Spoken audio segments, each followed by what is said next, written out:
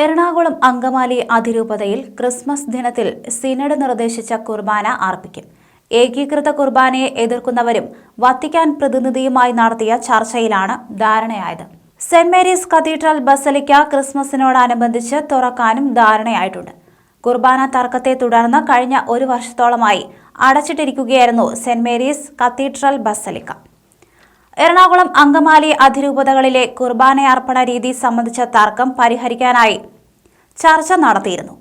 അതേസമയം തന്നെ മുഴുവൻ വൈദികരുമായും ഇടവക കൈക്കാരന്മാർ, വൈസ് ചെയർമാൻമാർ, സംഘടനാ പ്രസിഡന്റുമാർ എന്നിവരുമായിട്ടൊക്കെ തന്നെ മാർപ്പാപ്പയുടെ പ്രതിനിധിയും അഡ്മിനിസ്ട്രേറ്റർ മാർ ബോസ്കോ പുത്തൂരും ചർച്ച നടത്തിയിരുന്നു.